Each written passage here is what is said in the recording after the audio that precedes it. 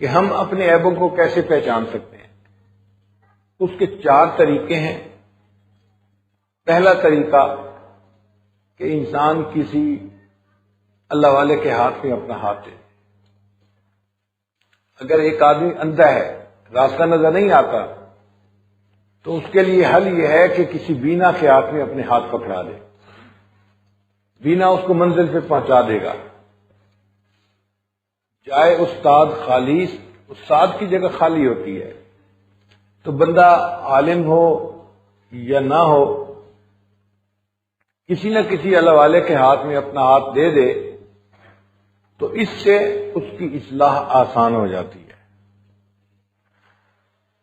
بعض اوقات شیطان ذہن میں ایک وسوسہ ڈالتا ہے، ہم اپنی اصلاح خود کر سکتے ہیں، ہم علم والے ہیں۔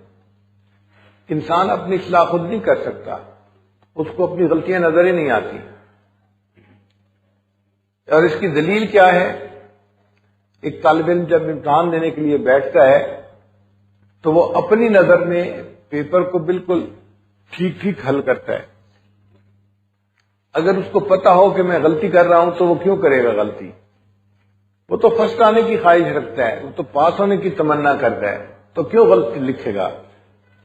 اپنی نظر میں پورے پیپر میں بالکل ٹھیک ٹھیک جواب لکھتا ہے، اور جب وہی پیپر استاد کے ہاتھ میں جاتا ہے تو استاد اس کو کاٹ کے اس کے نمبر کم کر دیتا ہے اور شاگرد فیل ہو جاتا ہے، اور پھر وہ ایکسپٹ کرتا ہے کہ ہاں استاد نے مجھے فیل کیا، واقعی اس نے ٹھیک کیا۔ خود لکھتے ہوئے نہیں پتا چلا، جب استاد نے چیک کیا تو اس نے بتایا کہ یہ جواب ٹھیک ہے اور یہ جواب غلط ہے۔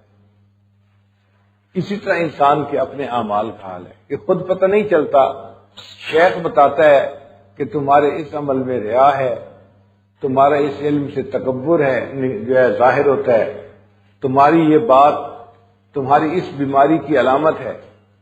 تو یہ سب باتیں شیخ بتاتا ہے، جس سے انسان کے لیے پھر اپنی اصلاح کرنا آسان ہو جاتا ہے۔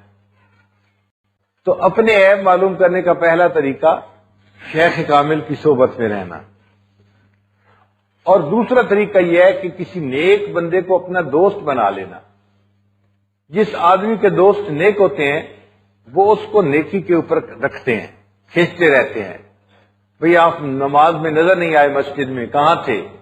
تو انسان باجماعت نماز پڑھتا ہے، دین کے کام میں لگا رہتا ہے۔ حدیث مبارکہ ہے المرء علی دین خلیلہ، انسان اپنے دوست کے دین پر ہوتا ہے۔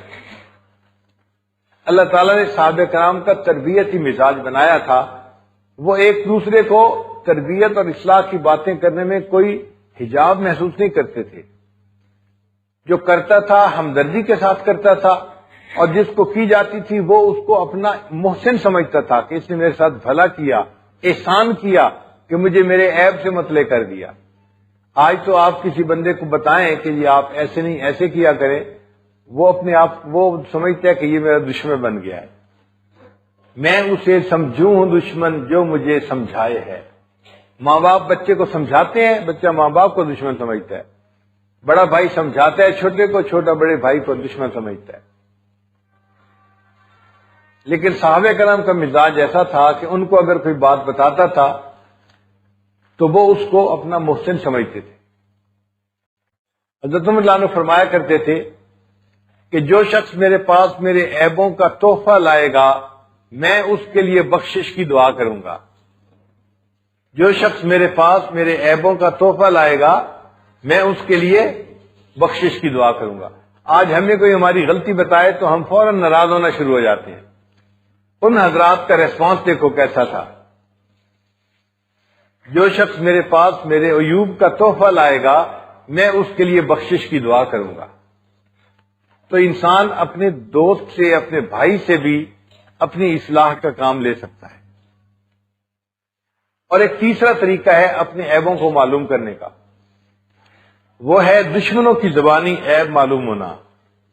ہر بندے کے کچھ دشمن، مخالفین، حاسدین ہوتے ہیں، اور انہوں نے بندے کے اوپر خوردبین لگائی ہوتی ہے، مائکروسکوپ لگائی ہوتی ہے، اور اس کی چھوٹی چھوٹی چیزوں کو بڑا کر کر کے وہ پیش کر رہے ہوتے ہیں۔ تو ان کے ذریعے سے بھی بندے کو اپنے عیبوں کا پتہ چلتا ہے۔ بعض بزرگوں نے کتابوں میں لکھا ہے جب اللہ تعالیٰ کسی بندے کی دعا قبول کرتے ہیں اس کے اوپر تھانے دار کو متعین کر دیتے ہیں۔ تھانے دار کا کیا مطلب؟ قریبی دوستوں میں، عزیزوں میں، رشتہ داروں میں کوئی بندہ ایسا ہوتا ہے جو ان کی ایک ایک بات پہ نظر رکھتا ہے اور اچھائی بیان کرے یا نہ کرے ان کی برائی ضرور بیان کرتا ہے۔ تو یہ جو تھانے دار متعین ہیں، ان سے بھی انسان فائدہ اٹھائے کہ بھئی اگر وہ کوئی بات کر رہے ہیں تو انہوں نے پر کا ہی پرندہ بنایا ہوگا، تو پر کیوں تھا؟ مجھے پر کو بھی ختم کرنا ہے۔